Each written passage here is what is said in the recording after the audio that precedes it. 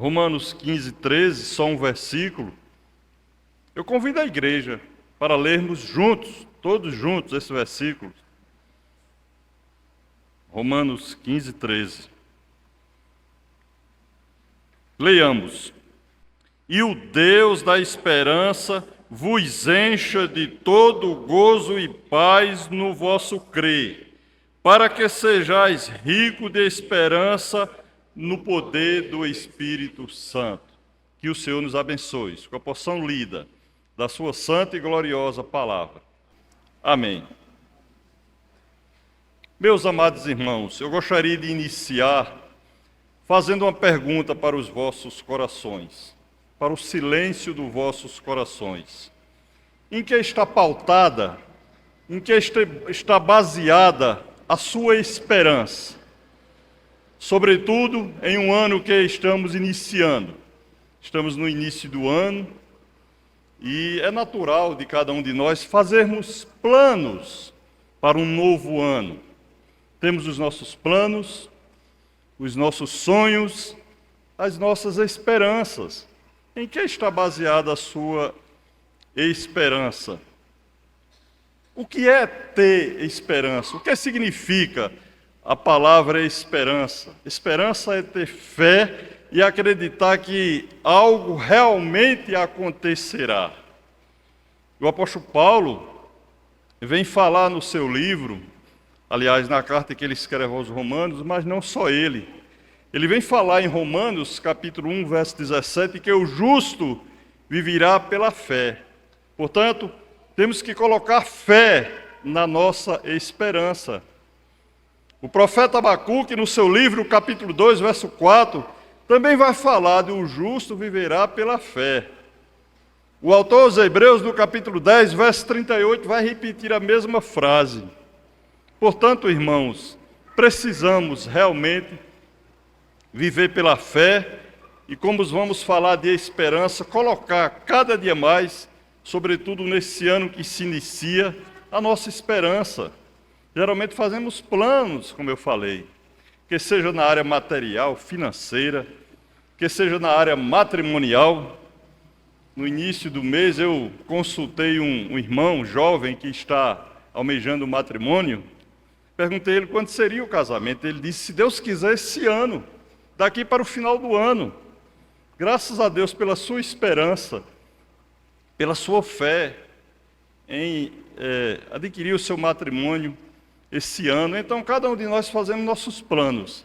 E precisamos estar pautando os nossos planos nos planos de Deus, através da esperança. Quando a gente observa a mídia, por exemplo, só transmite desesperança. E nós precisamos, irmão, não podemos deixar-nos conduzir pela desesperança. Quando você assiste um jornal, falando de fogo na Amazônia, nós sabemos que é prejudicial ao oxigênio. Alguém já falou que a Amazônia é o pulmão do mundo, mas o pulmão do mundo são os oceanos. A Amazônia contribui muito para a atmosfera, para o oxigênio. Você coloca em outra rede social aí, está falando da economia que vai mal, que é crise.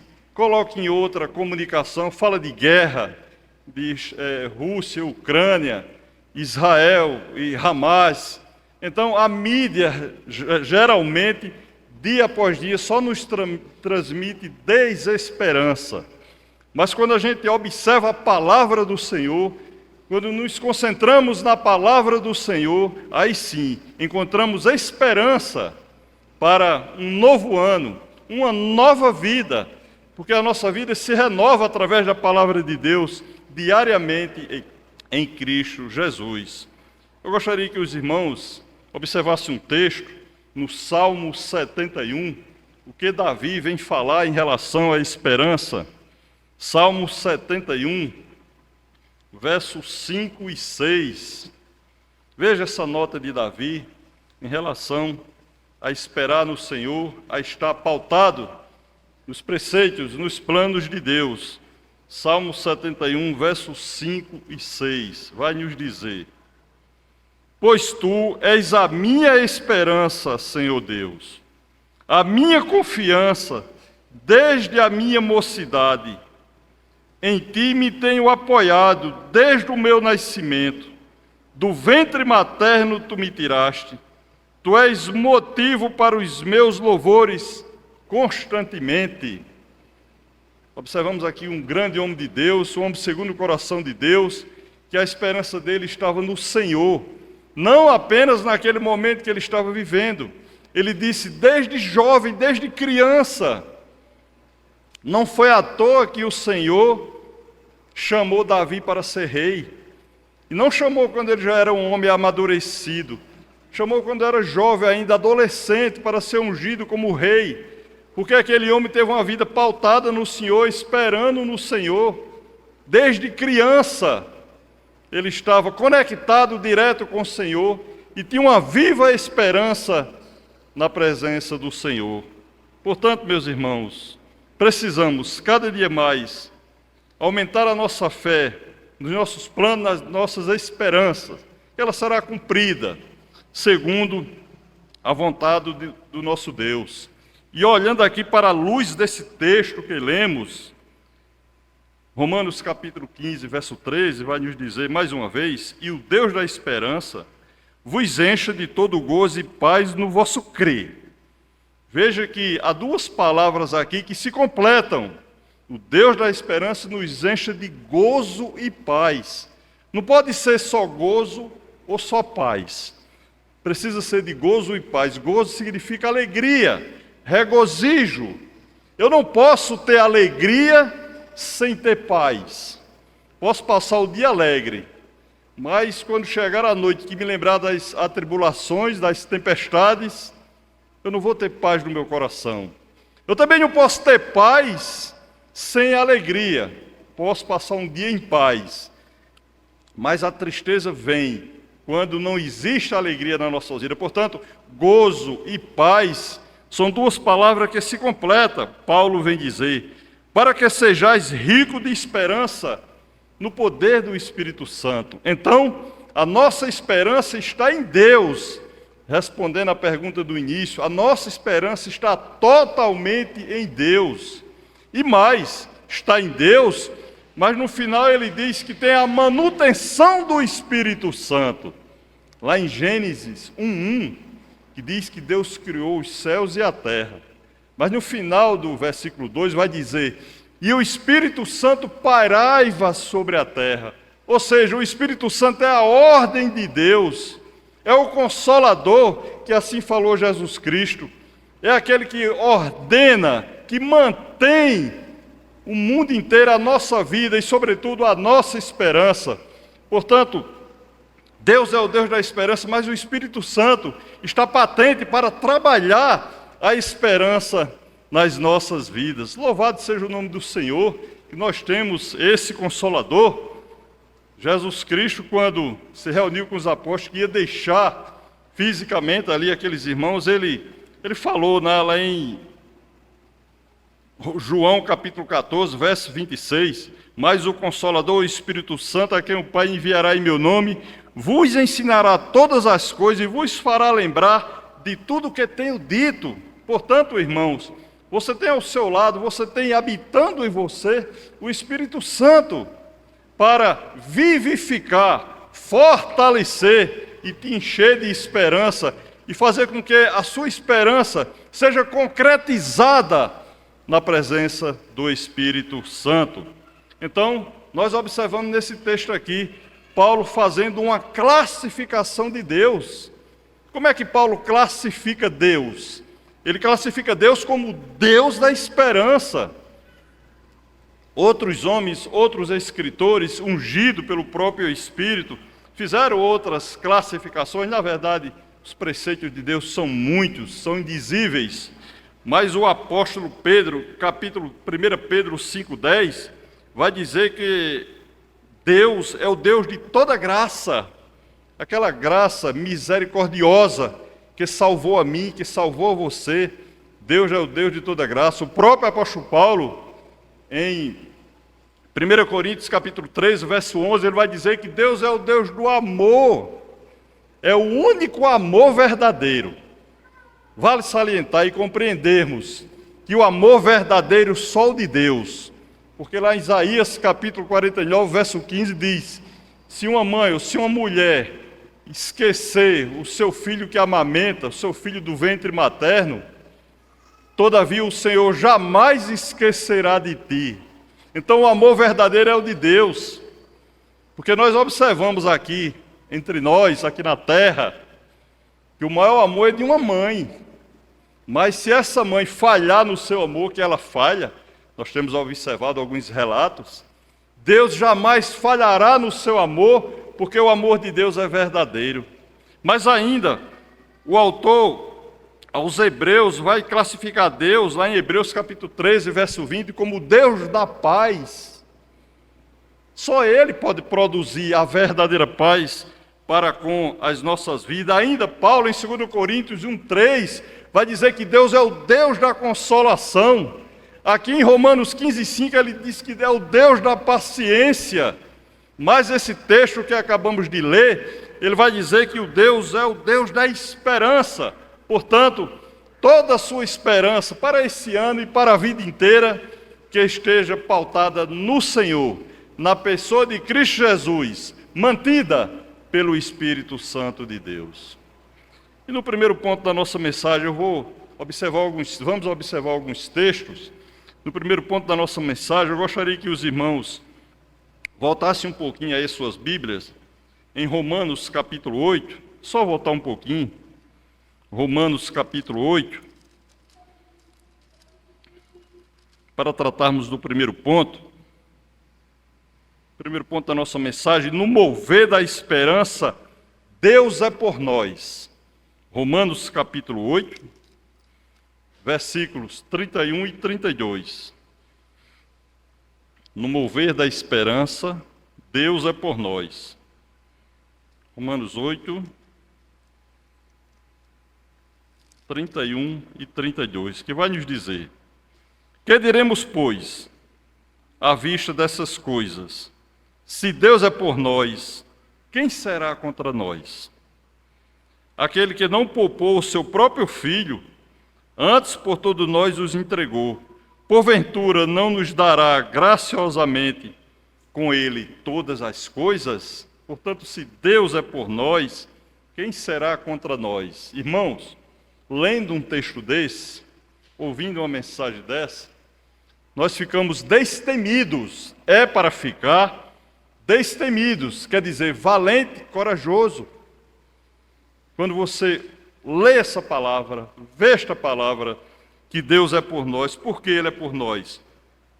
Porque a partir do momento que Ele é por nós, ninguém pode nos acusar. Não tem inimigo nenhum que possa nos acusar quando Deus é por nós. Ninguém pode nos condenar, porque Cristo morreu por nós. Não existe mais condenação para aqueles que estão em Cristo Jesus. Por isso que Ele é por nós. Mas por que Ele é por nós? Porque Ele ressuscitou para a nossa justificação. Está em Romanos 5:1. Somos justificados por Cristo, pelo derramamento do seu sangue. Portanto, Ele é por nós. Sacrificou sua vida por nós. E ainda intercede por nós à direita de Deus. Quando a gente fraqueja, quando a gente fracassa, quando nós não sabemos nem orar, está lá o Senhor à direita de Deus e o Espírito Santo aqui, bramando, gemendo, intercedendo por nós. Intercede diariamente por nós, com gemidos inexprimíveis. Deus é por nós, nada pode nos separar do amor de Deus. Tem até um louvor, né? Nada pode nos separar do amor de Deus, porque Ele é por nós. E ainda, o que o Senhor é para nós, segundo aqui a ótica de Paulo, desse verso 32, aquele que não poupou seu filho, poupou seu próprio filho, antes por todos nós o entregou. Porventura não dará graciosamente com ele todas as coisas? O que o Senhor era para nós? Ele é o pão da vida. Segundo João, capítulo 6, verso 35, o Senhor é o pão da vida, o alimento espiritual. Esse alimento que estamos recebendo agora é o alimento mais valioso, mais poderoso, é o pão da vida, a presença de Jesus Cristo, a fonte da vida. João capítulo 4, verso 14, diz que ele é o pão da vida, o alimento total, não só o alimento físico, que ele não deixa nos faltar, mas ele mesmo é o nosso próprio alimento, porque nos alimentamos diretamente da presença de Cristo Jesus. Ele é a luz da vida, em João 8,12, que nos ilumina, que nos edifica, que clareia toda a sua palavra para com cada um de nós. Ele é o caminho da vida. Em João 14,6 vai dizer que ele é o caminho, a verdade e a vida. Ninguém pode ir ao Pai senão por Cristo Jesus. Portanto, meus irmãos, é um texto que realmente nos fortalece, nos deixa destemidos, valentes, corajosos. Ele é o autor da vida em Atos 3,15, doador da vida. Tudo para a nossa vida. Em Romanos 8,32 deixou bem claro que o Senhor é tudo para a nossa vida, o tudo. Nós muitas vezes nos remediamos, nos aconselhamos, buscamos ajuda do irmão, da irmã, e graças a Deus, Cristo disse que veio a esse mundo para servir, não para ser servido. Nós somos imitadores de Cristo, também estamos aqui para servir, temos servido uns aos outros de certa forma, dentro das nossas possibilidades, mas o tudo, o completo nas nossas vidas, só encontramos na presença de Cristo Jesus, Todo-Poderoso. Portanto, vamos colocar a nossa esperança nesse Deus Todo-Poderoso, nessa manutenção do Espírito Santo de Deus. Eu me entristeço às vezes quando escuto alguém falar que é Deus no céu, dinheiro na terra. Eu confio no dinheiro. É entristecedor, porque o dinheiro é bom. A gente compra, a gente paga, negocia, resolve ali algumas necessidades, mas em 1 Timóteo capítulo 6, verso 10, diz que o amor ao dinheiro é a raiz de todos os males. Então eu não posso confiar no dinheiro. Eu não posso confiar no meu profissionalismo. Tem alguém que diz, não, eu sou profissional, não vai faltar trabalho para mim. Sim, mas se você estiver doente amanhã, enfermo, como é que você vai trabalhar? Seu profissionalismo aí vai cair por terra. Ah, não, mas eu confio no meu emprego, que eu sou concursado. E se a empresa que você serve, se ela falir, pode ser prefeitura, pode ser estado, pode ser o governo federal, não deixa de ser empresas, pode falir, irmãos, pode quebrar e ficar sofrendo, desempregado. Então, a nossa confiança está no Todo-Poderoso. A cada dia precisamos colocar a nossa confiança, a nossa esperança no Todo-Poderoso. Deus não poupou os anjos que pecaram, em 2 Pedro 2,4. Ele não poupou o mundo antigo. Lembra no tempo de Noé? O mundo foi sucumbido. Foi a maior catástrofe que teve na história da humanidade, no dilúvio. Deus não poupou. Poupou apenas aquela família de Noé que daí deu a continuidade da raça humana, mas ele não poupou aquele mundo. Ele não poupou Israel. Aqui em Romanos 11, 21, Paulo vai dizer também que ele não poupou Israel. Israel foi para o cativeiro da Babilônia, sofreu, foi escravizado, foi martirizado, ele não poupou. Ele não poupou o Egito. Quem não lembra de Faraó? Lá em Êxodo capítulo 15, verso 10, Faraó com seu exército foi sucumbido ali no fundo do mar, naquela areia onde passou ali o povo de Deus. Depois Faraó passa com seu exército e ele não poupou, todos foram mortos. Deus também não poupará, ele não poupou seu próprio Filho amado, Cristo Jesus. Está lá em Romanos, aqui em Romanos capítulo 8, verso 32, ele não poupou seu Filho amado, Cristo Jesus, e também não poupará você, se não crê. Em João 3, 36 vai dizer, aquele que não crê no Filho não tem a vida. Portanto, quem não crê no Filho de Deus também não será poupado, que ele não propôs seu próprio Filho. Portanto, meus irmãos, precisamos crer e fortalecer a nossa esperança em Cristo Jesus através da manutenção do Espírito Santo. Segundo ponto, no mover da esperança, devemos buscar o termômetro espiritual. No mover da esperança, devemos buscar o termômetro espiritual. Veja aí em Romanos, capítulo 12, do verso 11 ao 14. Aqui está o termômetro espiritual para mover a nossa esperança na presença do Espírito Santo. Romanos 12, do 11 ao 14. No zelo não sejais remissos, sede fervorosos de espírito, servindo ao Senhor. Regozijai-vos na esperança, sede paciente na tribulação, na oração perseverantes. Compartilhai as necessidades dos santos, praticai a hospitalidade, abençoai o que vos persegue, abençoai e não amaldiçoeis. Portanto, aqui está o nosso termômetro espiritual. Devemos ser fervorosos no Espírito, diz o verso 11. Como é que está o seu relacionamento com o Espírito Santo? Você está fervoroso, fervorosa no Espírito? Lembre-se que Ele não só lhe conduz, Ele não só coloca vivificação na sua esperança, mas Ele mora em você. 1 Coríntios 3,16 diz que nós somos templo de Deus, santuário de Deus. Ele vive em mim, vive em você. Então, como é que está o seu relacionamento com o Espírito Santo de Deus? Está fervoroso ou está uma coisa desanimada, sem confiança?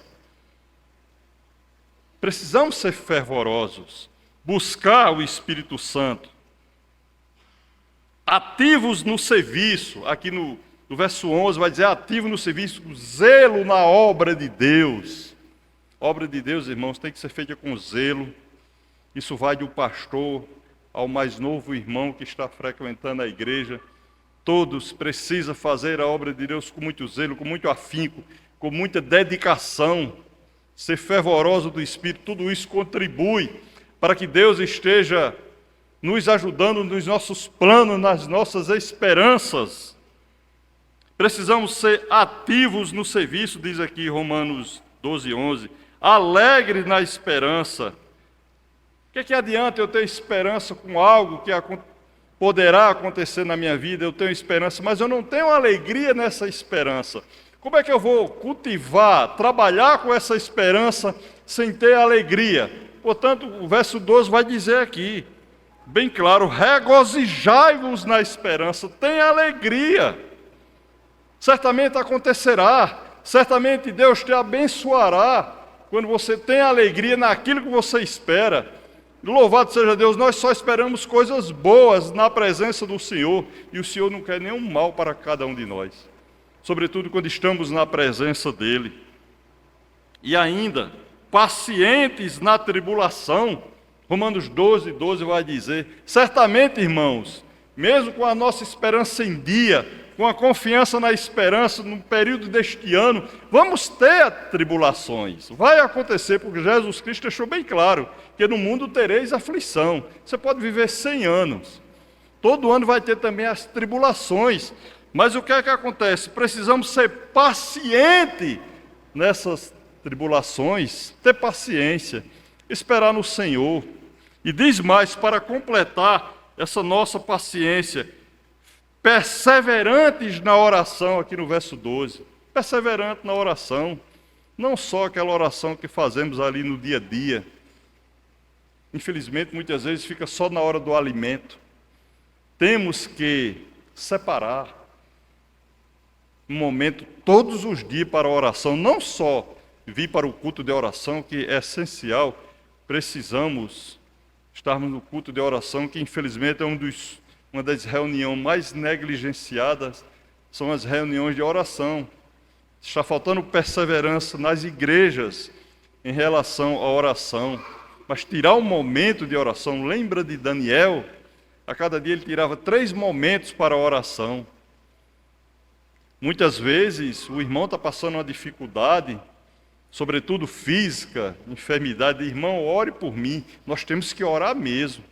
Mas é naquele momento que estamos com enfermidade que mais temos que nos aproximar do Senhor, se quebrantar na presença dEle, pedir oração aos irmãos, mas orar muito também. Cada vez que você ora, que aumenta, persevera na oração, Deus se aproxima mais e mais de você. Portanto, precisamos ser perseverantes na oração. E mais, irmãos, participantes das necessidades de cada um. Somos falhos. Precisamos nos corrigir cada vez mais nas necessidades. Claro, cada um dentro das suas condições que Deus nos oferece. Participar das necessidades dos santos, das necessidades de cada um de nós.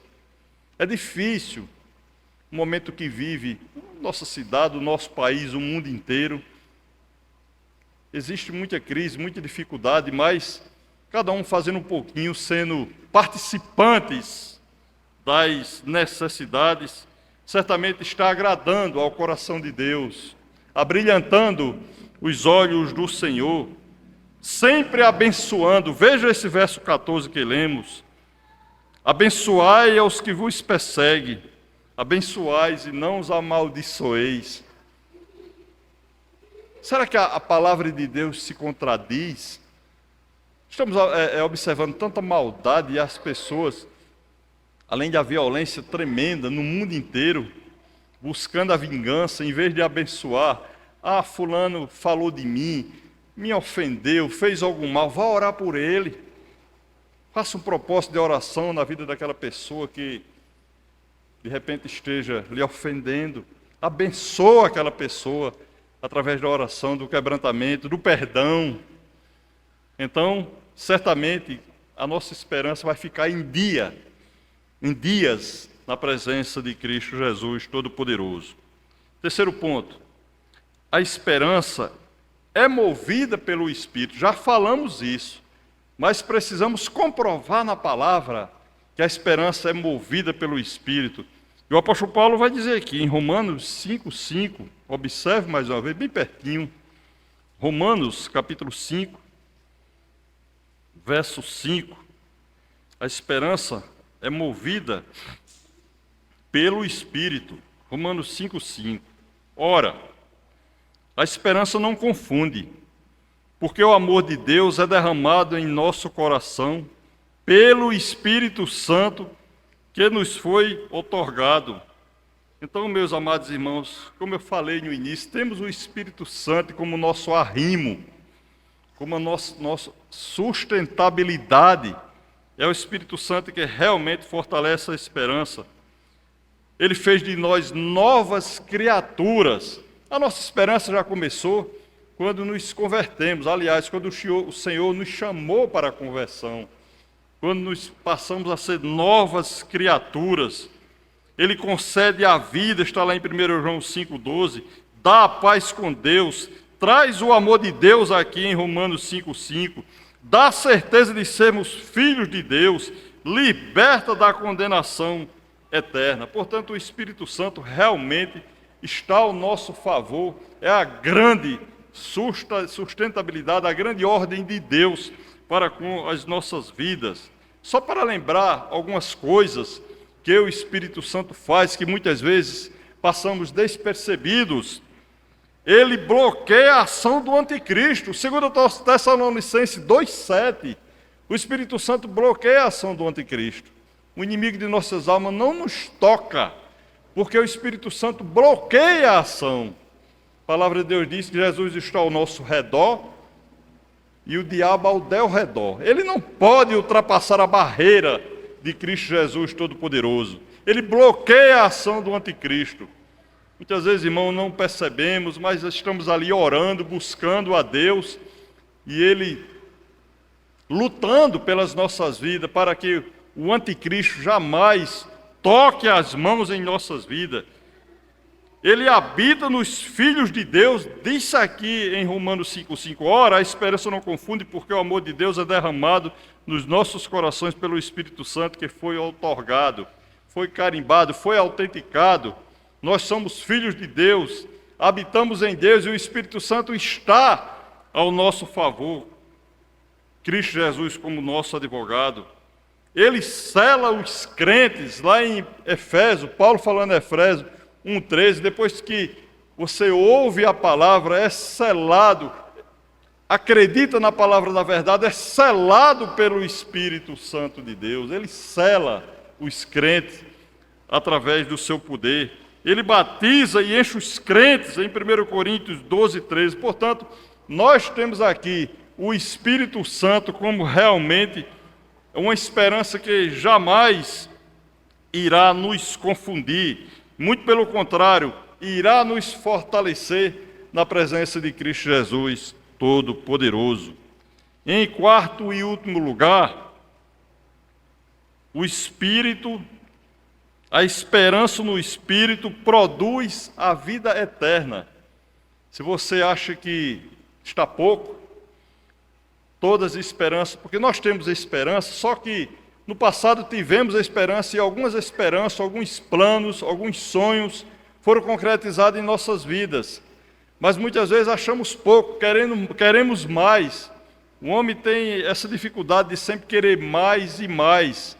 Mas se você achar pouco, os planos que já foram cumpridos, que foram selados na sua vida, o Espírito Santo, ele produz a vida eterna. E isso foi através da esperança que Davi falou, lá no Salmo 71, que desde criança, desde menino, estava no ventre da sua mãe, ele já era ungido pelo Espírito Santo de Deus. João, abra suas Bíblias em João, capítulo 5, verso 24. João, Evangelho de João, capítulo 5,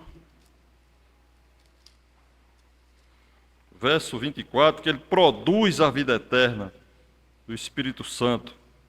Em verdade vos digo. Essa palavra digo significa asseguro. Em verdade vos digo, quem ouve a minha palavra e crê naquele que me enviou, tem a vida eterna. Não entra em juízo, mas passa da morte para a vida. Meus irmãos, só precisa fazermos uma analogia das nossas vidas, antes e depois. Antes, estávamos mortos nos nossos pecados. Lá em Efésios, Paulo falando em Efésios 2:1. E agora? Temos vida. O Espírito Santo diz aqui agora que temos vida. Vida no Espírito.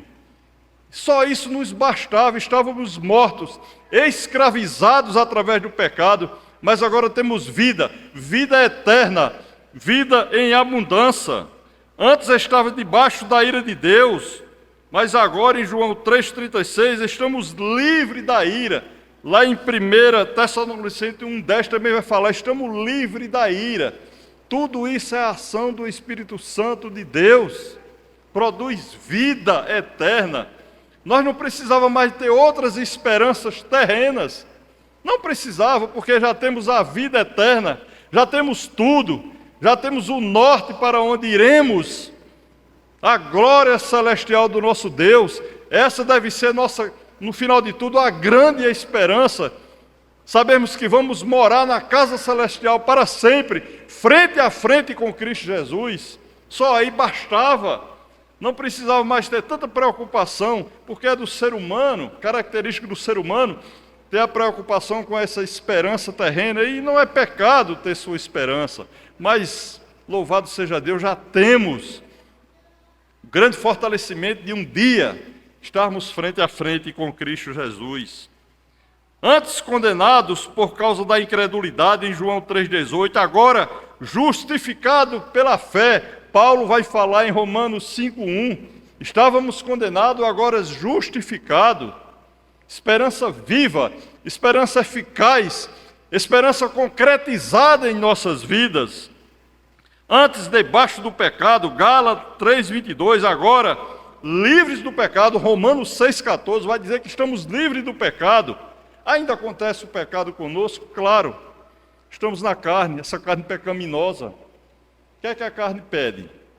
Prostituição, bebida, adultério, cigarro, tudo que é de mal a carne pede. Mas lá em Gálatas, capítulo 5, vai dizer que há uma luta, uma briga, o Espírito milita contra a carne, o Espírito nos fortalece, o Espírito vai nos livrar das paixões da carne. Portanto, meus irmãos, é uma esperança viva, eficaz, Antes perdíamos quando, como publicano, o pastor Rubem de manhã falava de Zaqueu, aquele homem estava perdido. Era um publicano que era envolvido com falcatruas, estava perdido. Ele ouviu falar de Jesus, apenas queria ver Jesus. Ele apenas queria ver. Era tão pequeno que subiu numa árvore, no pé de sicômoro, para observar Jesus. Jesus, já sabendo de toda a trajetória de sua vida, ele viu a Jesus, ele se arrependeu dos seus pecados, ele reparou tudo na sua vida, lá no verso 8, Lucas 19, 8, e depois chamou Jesus de Senhor, aceitou Jesus como seu Salvador, reconheceu Jesus como Senhor. Antes estava na mesma situação de Zaqueu, mas hoje, meus amados irmãos, estamos diferentes. Agora estamos salvos, como Saulo. Lembra de Saulo? Tornou-se Paulo. Um dia também estava condenado e foi salvo na presença do Senhor. Então, louvado seja Deus, que o Senhor tem vivificado a nossa esperança e continue colocando sua esperança em dia. Não baixe a guarda na esperança no Senhor. Para concluirmos, eu gostaria de trazer algumas aplicações, falando um pouco do povo de Israel lá no passado. Há mais de 3.000 anos, Israel viveu uma situação deplorável, uma situação de muita desesperança. Quando foi levado para o cativeiro, foi varrido pela Babilônia. Desesperança total, cidade destruída, templo destruído, povo levado a cativeiro. Olha o que é que acontece? O Espírito Santo de Deus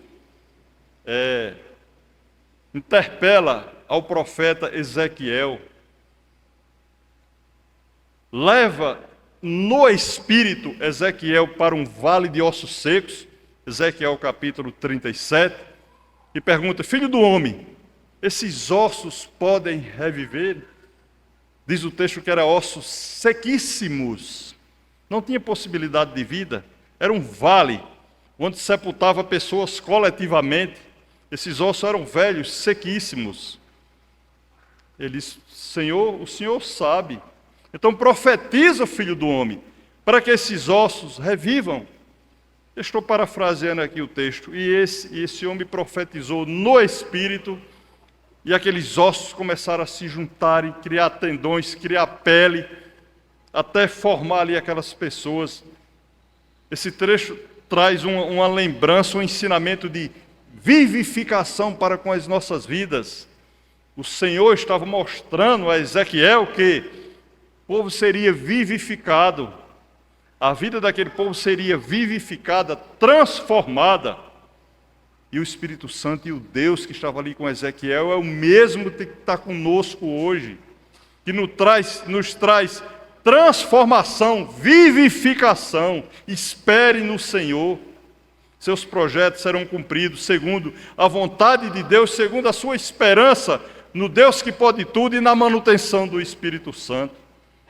Nessa mesma linhagem, Jesus Cristo chegou ali onde Lázaro teria sido sepultado, e a sua irmã Maria falou: Senhor, já cheira mal, já faz 4 dias que ele foi sepultado. Se o Senhor tivesse chegado aqui antes. Acontece que o relógio do Senhor não atrasa nem para menos nem para mais. Ele chegou na hora certa. Antes ele tinha dito que aquela enfermidade de Lázaro não era para a morte, e sim para a glória de Deus. E manda que ele saia daquela tumba, depois de 4 dias cheirando mal. Vivificação, transformação. É o Senhor que transforma, é o Senhor que fortalece, é o Senhor que vivifica. E ainda, irmãos, sem falar de tantas personagens da Bíblia que foram vivificados, transformados a sua vida. Agora há pouco falamos no nome de Noé. Você já imaginou aquela maior catástrofe que já existiu, do dilúvio, onde toda a nação foi sucumbida, foi afogada. Apenas ficou ali a família de Noé, porque Deus tinha dado uma promessa para ele, tinha dado uma esperança para ele, que ele ia sobreviver juntamente com a sua família. E Noé se apega na esperança no Senhor, na confiança em Deus, e realmente ele e sua família foram salvos. Quando aquelas águas baixam, Noé desce ali daquela arca com a sua família e instaura um altar para o Senhor, em Gênesis capítulo 8. Sem falar em José do Egito, aquele homem que foi hostilizado pelos seus irmãos, foi vendido como escravo para o Egito. Primeiro foi jogado num poço, depois foi tirado, foi vendido para um escravo. Ele ascendeu ao trono de governador do Egito, mas antes passou 2 anos na prisão, sem ter cometido nenhum crime.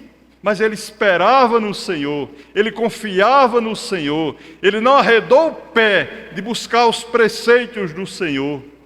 E Deus concretizou toda a esperança na sua vida por conta da confiança. Portanto, meus amados irmãos, precisamos aumentar essa nossa confiança. Mover da esperança sabendo que Deus é por nós, Ele está ao nosso lado, como falamos no primeiro ponto. Buscar esse termômetro espiritual que Paulo nos mostrou no capítulo 12 de Romanos, de 11 a 14. Saber que a nossa esperança é movida pelo Espírito Santo. Falei várias vezes, mas não é demais. Coloca a esperança nele, é o Espírito Santo que move, ele que movimenta, ele que vai concretizar. E por último falamos que o Espírito produz a vida eterna.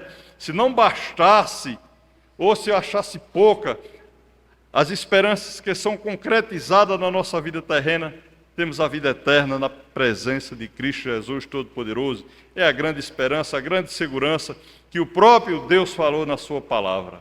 Portanto, que o Senhor nos abençoe, que o Senhor nos fortaleça e estejamos trabalhando a nossa esperança na confiança total em Deus e na manutenção do Espírito Santo. Deus nos abençoe.